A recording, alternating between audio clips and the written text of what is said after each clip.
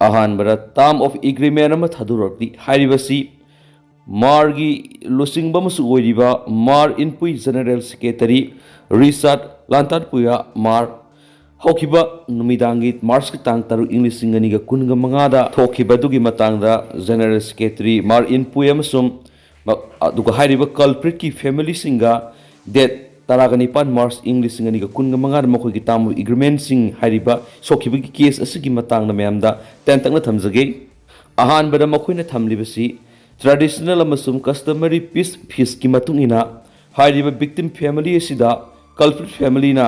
ꯂꯨꯄꯥ 50,000 ꯑꯗꯨꯒ ꯔꯤꯆꯥꯔꯗ ꯂꯥꯟꯇꯥꯠꯄꯨꯌꯥ ꯃꯥꯔꯒꯤ ꯃꯍꯥꯛꯀꯤ ꯑꯁꯣꯛꯄꯅ ꯃꯔꯝ ꯑꯣꯏꯔꯒ ꯃꯍꯥꯛꯅ ꯆꯪꯈꯤꯕ ꯁꯦꯟꯐꯝꯒꯤ ꯑꯣꯏꯅ ꯃꯈꯣꯏꯒꯤ ꯍꯥꯏꯕꯗꯤ victim ꯑꯁꯤꯗ ꯀꯜꯄ꯭ꯔꯤꯠ ꯐꯦꯃꯤꯂꯤꯅ ꯄꯦꯃꯦꯟ ꯑꯣꯏꯅ ꯂꯨꯄꯥ 2,00,000 ꯈꯨꯠꯁꯤꯟꯅꯕ ꯃꯥꯔꯆ ꯇꯥꯡ 19 ꯏꯪ 2015ꯗ ꯑꯃꯁꯨꯡ 2,00,000 ꯄꯤꯕ ꯌꯥꯎꯔꯤ꯫ ꯀꯔꯤꯒꯨꯝꯕ ꯍꯥꯏꯔꯤꯕ ꯀꯦꯁ ꯑꯁꯤꯅ ꯁꯦꯔꯤꯌꯁ ꯑꯣꯏꯔꯛꯄ ꯇꯥꯔꯒꯗꯤ ꯍꯥꯏꯔꯤꯕ ꯃꯦꯇꯔꯁ ꯑꯗꯨ ꯑꯃꯨꯛ ꯍꯟꯅ ꯁꯣꯜꯕ ꯇꯧꯅꯕꯒꯤꯗꯃꯛꯇ ꯍꯥꯏꯔꯤꯕ ꯅꯥꯀꯟ ꯑꯅꯤꯒꯤ ꯄꯥꯔꯇꯤꯁꯤꯡꯅ ꯑꯃꯨꯛ ꯍꯟꯅ ꯎꯅꯗꯨꯅ ꯋꯥ ꯇꯥꯟꯅꯕ ꯍꯥꯏꯕ ꯋꯥꯐꯝꯁꯨ ꯌꯥꯎꯔꯤ꯫ ꯂꯣꯏꯅꯅ ꯄꯥꯔꯇꯤ ꯑꯅꯤꯃꯛꯅ ꯃꯇꯨꯡ ꯇꯥꯔꯛꯄꯗ ꯍꯥꯏꯔꯤꯕ ꯊꯣꯛꯍꯟꯅꯤꯡꯗꯕ ꯊꯧꯗꯣꯛꯁꯤꯡ ꯑꯃꯨꯛ ꯍꯟꯅ ꯊꯣꯛꯍꯟꯗꯕ ꯂꯣꯏꯅꯅ ꯍꯥꯏꯔꯤꯕ ꯋꯥꯐꯝꯁꯤꯡ ꯑꯁꯤꯗ victim ꯐꯦꯃꯤꯂꯤꯒꯤ ꯃꯤꯑꯣꯏ 3 ꯂꯣꯏꯅꯅ culprit family miyoi ahum na witness oiduna sign taunaba chejai ma social media singde thadurokli imada habiru masina haibada emele me ama pundi kholi ama tawi hai madu tasing madi leba asikaninga leba asidun da kai makhara tawninga wakhal chana jaba khmising ek thingna bada ai simo wale simo halla piu haibada punna punna chamina si haidra thajaba ma thangna bai matungina khoi am se punna ribani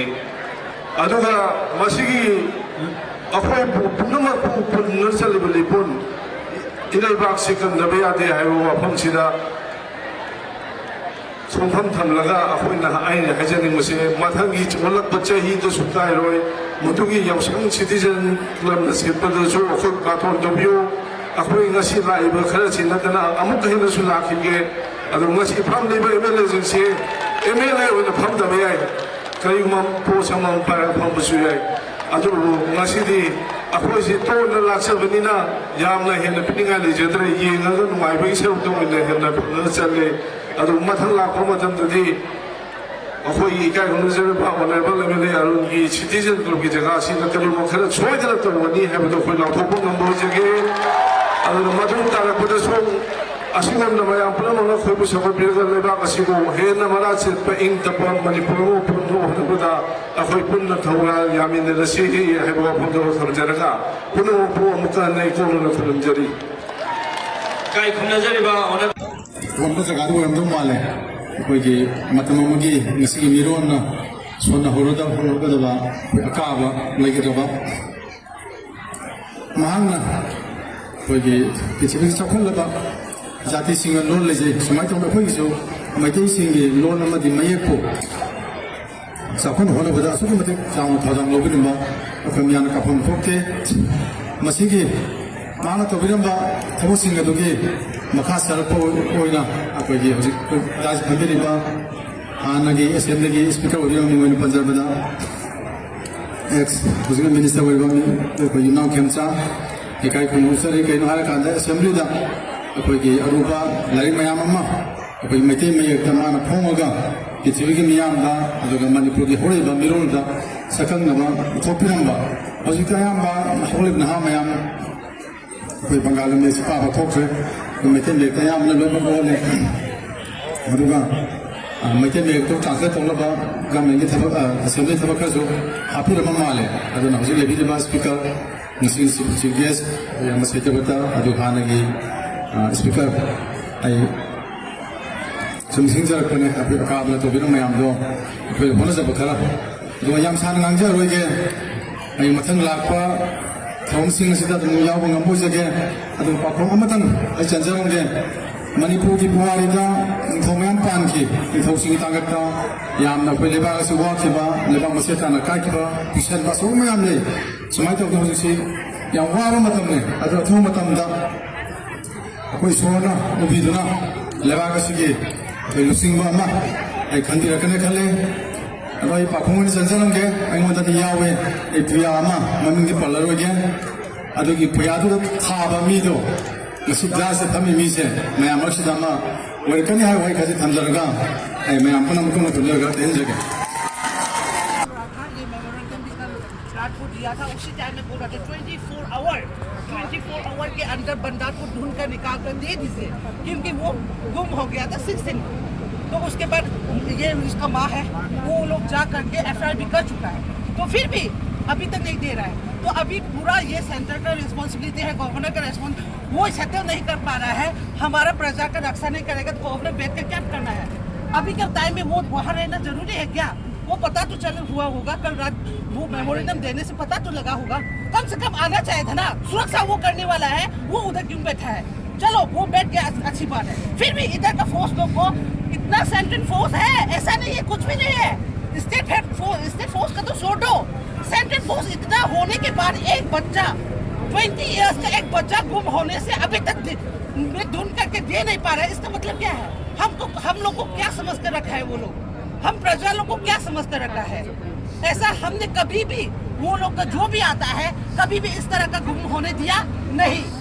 23 months हो गया एक बार भी एक इंसान गुम होकर वो लोग को नहीं दिया है ऐसा कुछ भी नहीं है जैसा आपने कहा कि ऐसा पहले भी हो चुका है और बार बार हो भी सकता है क्योंकि मतलब नहीं हो रहा है ना वहाँ तक कोई भी जा सकता है तो इसके लिए कोई परमानेंट सोल्यूशन लाने के लिए क्या करने चाहिए वो बताइए परमानेंट सोल्यूशन लाने के लिए जो गलत कर रहा है वो लोग को पनिशमेंट देना चाहिए अभी तो प्रेसिडेंट रूल लगा दिया इक्विवेलेंट काम करना जरूरी है ना ऐसा नहीं है जो विलेज को ही टॉर्चर करते रहेगा विलेज को ही बोलते रहेगा आप सरेंडर करो सब भी किया है आप लोग मीडिया ने भी देखा होगा हमारा विलेज सब ने भी सरेंडर कर चुका है पर वो लोग तो अभी तक ऐसा करते रहे इसका मतलब है वो लोग सेंटर और जो भी हम लोग से टॉर्चर कर रहा है उस साथ दे रहा है क्या क्योंकि हमसे कर सकता है तो उसी लोग से क्यों नहीं कर सकता है वहां जाकर ढूंढ क्यों नहीं वो लोग नहीं कर सकता है बता दीजिए आप लोग इसलिए ये नहीं चलेगा करना है तो इक्विवेलेंट काम करना होगा नहीं विलेज को ही टॉर्चर करेगा मैते को ही टॉर्चर कर ये तो बिल्कुल नहीं चलेगा बंदा भी सही तरह से वो ढूंढकर आज देना पड़ेगा मैं वही मांग करेंगे हम लोग नहीं देगा तो ये गवर्नर प्रेसिडेंट कोई भी हमारा से मतलब नहीं है क्या जरूरत है प्रेसिडेंट रखने की क्या जरूरत है ये यही बोलना पड़ेगा हम लोग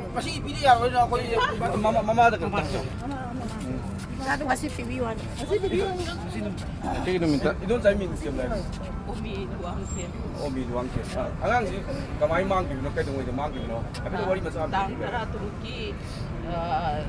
mane ki pungani ki adu dai da ma je mama sa buk to ko ge yaksang ge pesa ki da piu ba hai adu ma pesa lupa chani ka bi ki ne bi jang le ke sa su cha ki de bi cha do sa la ge sa ki mama ये जाग ले रुके तो चाहिए बने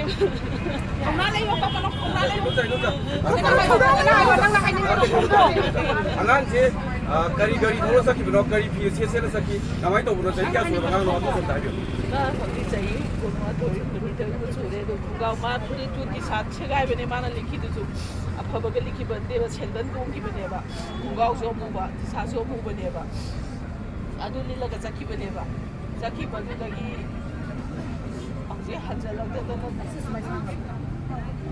angang ji chakra ma tum da phone da wari sabi bra kamai phone dai na aunga makhai dai dai na phone da ba busy lei ado ai na ba gi busy lei je kai gi no ne ar gai di sauro thamon loi shala lei ba ado ga tauru makhai tare ki sida gi di suijok thong bane ba suijok thang gi bu ai kai su khandi lakani la ma mi gi da su lek da bani na mi gi me da su ma dai ganda bani na lakani ge je ngai ba adai di pung tara ma thoi ba ta sar ko de ai je tu pe ya da suru ka thoma pa da mu lei to re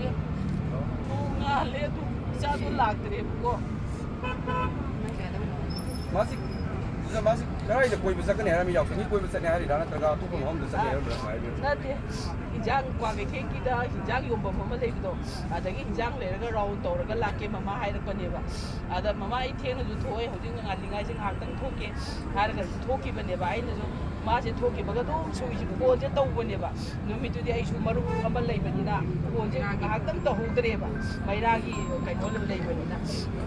aduga ina pung ahu makai ta ba gi adu da ne ba busy ana lei nei se aduga pung tare tarung kai tare ta ba gi si da di sui so bhai gre ba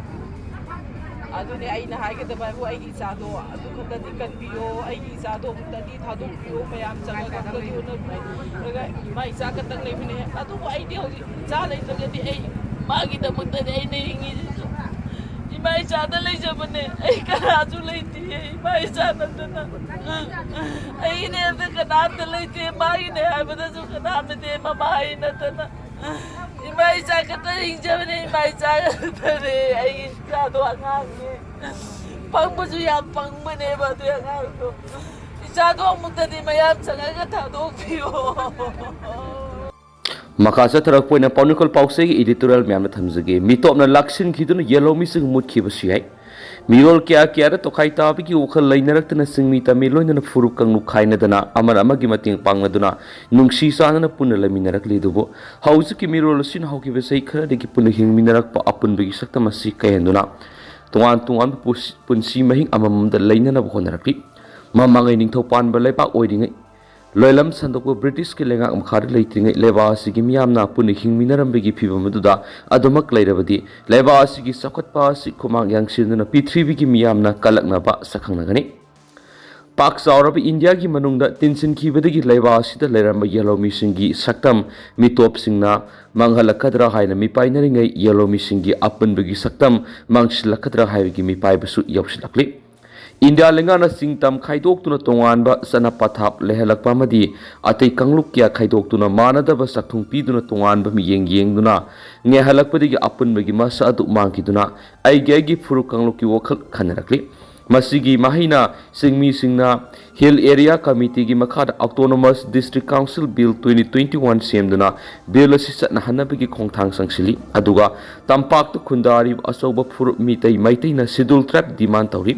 Autonomous Council 2021 bill asi tampak tu khundari ba miyoi singna satna hanba pamde aduga singmi singna mitai maitai bu schedule trap oheningdi asigumba singmi amari tampak ki mitai maitai na magi khudong saba Panggadaba demand ani asina su Manipur gi apun bagi saktam mangslakli hawiari asiguma kaya asin leba sigi mamangai dige leraklaba apun bagi saktam asi kai khidana ba hona ba haibisi leba sigi ngasi gi mirol sigi tangai fada boidi maramaduna mirol asida lengakliba miyam gina pakhulai oiriba miyam gi mihut singna lebak miyam gi tama khalaga wakhal laitana asum balenga ohen ba tangai fadri lengana asoiba khongthang oirak loraklabadi Kaining taure habi araba apun bagi sakta masi kai kituna lewa asita leminari ba furu kanglup singna magi furu kanglup ki interest laina khrabadi lewa asi sakhat pada maming halak paga loina mitop na laksin kituna yalomi sing mut ki basu yai masi makti thoktana ba lewa asi gi ngasi gi mirol na mawangai digi leirakla ba apun bagi sakta mangkidana ba hotna ba summi haiba editorial mem special content moina thamjari amarom dana thoklibi irangsu Thengnadab yadi lambi mayai dalaiba kongkut singsu fulaningi Sai ani fazilakadaraba lana sisu thokliba thawdok singasina pakloigadaba mandi edubu laiba ama sakot hanbada laiba adugi lambi thong sisu afaba satpada khulau thangdaba ohenbaga loinana masing yamhanbaga su yamna tangai fadi lambi thongna su fatrabadi sakot pathin thanba khaktanatana laiba asigi miyamgi punsi nungaiba punsi mahing di hing mangamdi maduna sakot kraba leibak singi lambi thongi phibam gi matau tamduna leiba asi sakot nabo honabagi tangai fadab leidi sakolabadi lambi thong su fajarakani khanbagi mahut lambi thong pharabadi sakolakani haina khanbana asum boigani sakot kraba leibak singi lambi thong pharibasi sakolakbagi nati lambi thong phabadi gi sakot khibani hena phaba haibaduna tongan bani hauzik manipur gi khwaiti gi asoba lambi singi manungda ama oiriba imphal su sampur lambi gi mayaida komjau tokthok Thamana lambi de satliba miyoi singni nongmada soidana khudong thiba nangnagani loinana lenga asina loijing loya kaukthoklabasu imphal sargi akoibada leiriba laikai khulgi lambi asi pharaga satpada nungaiba lambi sing oirabadi amadigi amada phawduna satnabada satliba lambi sing satliba mi singi matam manghandabada natana traffic points the traffic jam oiribasi hantagani aduga lenga na semgani hairaga semba ngamdana matam sangna leraklaba imphal gi akoibada ring road semba haibadu semkhrabadi traffic jam oiba maknatana mi singi mangnariba matam si manghandaba ngamgani leba asigi ꯆꯤꯡꯅꯨꯡꯁꯤꯡꯒꯤ ꯂꯝꯕꯤ ꯐꯠꯇꯕꯅ ꯆꯤꯡꯅꯨꯡꯗ ꯐꯪꯕ ꯄꯣꯠꯆꯩꯁꯤꯡꯁꯨ ꯈ꯭ꯋꯥꯏꯔꯝꯕꯟ ꯀꯩꯊꯦꯜꯗ ꯄꯨꯔꯛꯇꯨꯅ ꯌꯣꯟꯕ ꯉꯝꯗꯗꯨꯅ ꯑꯔꯦꯝꯕꯗ ꯃꯥꯡꯍꯟꯕꯗꯒꯤ ꯑꯍꯦꯟꯕ ꯄꯣꯠꯊꯣꯛ ꯄꯨꯊꯣꯛꯄꯒꯤ ꯃꯍꯨꯠ ꯂꯩꯖꯔꯤꯕꯗꯨ ꯐꯥꯎꯕ ꯅꯤꯡꯊꯤꯅ ꯍꯣꯠꯅꯅꯤꯡꯕꯒꯤ ꯋꯥꯈꯜ ꯂꯩꯅꯗ꯭ꯔꯤ ꯃꯗꯨꯅ ꯆꯤꯡꯅꯨꯡꯗ ꯂꯩꯕ ꯃꯤꯁꯤꯡꯒꯤ ꯄꯨꯟꯁꯤ ꯆꯥꯎꯈꯠꯄꯗ ꯊꯤꯟꯊꯍꯜꯂꯤ ꯃꯁꯤꯗꯁꯨ ꯅꯠꯇꯅ ꯃꯇꯝꯁꯤꯗ ꯑꯔꯨꯕ ꯂꯩꯅꯥ ꯑꯣꯏꯗ꯭ꯔꯕ ꯂꯩꯅꯥꯅ ꯐꯥꯎꯕ ꯅꯥꯔꯛꯄ ꯃꯇꯝꯗ ꯂꯝꯕꯤ ꯐꯠꯇꯕꯅ ꯃꯇꯝ ꯆꯥꯅ ꯂꯥꯌꯦꯡꯕ ꯉꯝꯗꯕꯗꯒꯤ ꯂꯝꯕꯤ ꯃꯇꯝ ꯆꯥꯗꯅ ꯄꯨꯟꯁꯤ ꯇꯦꯟꯈꯤꯕꯁꯨ ꯀꯌꯥꯅꯤ ꯇꯝꯄꯥꯛꯀꯤ ꯃꯐꯝ ꯀꯌꯥꯒꯤ ꯂꯝꯕꯤꯁꯤꯡ ꯁꯦꯝꯕꯤꯗꯕꯗꯒꯤ ꯑꯃꯗꯤ ꯃꯇꯝ ꯆꯥꯅ ꯔꯤꯄꯤꯌꯔꯤꯡ ꯇꯧꯗꯕꯗꯒꯤ ꯀꯣꯝ ꯂꯩꯕ ꯂꯝꯕꯤ ꯑꯣꯏꯕꯗꯒꯤ ꯆꯠꯄꯗ ꯈꯨꯗꯣꯡꯆꯥꯗꯕꯇ ꯅꯠꯇꯅ ꯑꯦꯛꯁꯤꯗꯦꯟ ꯐꯥꯎꯕ ꯊꯣꯛꯄꯗꯒꯤ ꯃꯤꯁꯤ ꯃꯤꯅꯥ ꯇꯣꯏꯅ ꯊꯣꯛꯂꯤ ꯃꯔꯝꯁꯤꯡ ꯑꯁꯤꯅ ꯂꯝꯕꯤ ꯊꯣꯡ ꯐꯥꯎꯕꯗꯤ ꯑꯉꯝꯕ ꯊꯥꯛꯇ ꯅꯤꯡꯊꯤꯖꯅ ꯁꯦꯝꯁꯤ ꯄꯥꯛ ꯂꯣꯏꯔꯣꯏꯗꯕ ꯂꯥꯟꯁꯤꯁꯨ ꯑꯗꯨꯃꯛ ꯊꯦꯡꯅꯕ ꯇꯥꯕꯅꯤ ꯍꯥꯏꯕ ꯃꯌꯥꯝꯗ ꯊꯝꯖꯔꯤ ꯑꯗꯨꯒ ꯇꯦꯟꯇꯛꯅ ꯁꯨꯝꯅ ꯃꯌꯥꯝꯗ ꯊꯝꯖꯔꯝꯒꯦ ꯍꯧꯖꯤꯛ ꯑꯣꯏꯅꯗꯤ ꯃꯌꯥꯝ ꯄꯥꯎ ꯃꯇꯥꯡꯁꯤ ꯂꯣꯏꯁꯤꯟꯖꯔꯒꯦ ꯑꯃꯁꯨꯡ ꯃꯌꯥꯝ ꯄꯨꯟꯅ ꯑꯅꯧꯕ ꯑꯞꯗꯦꯠ ꯉꯥꯏꯃꯤꯟꯅꯁꯤ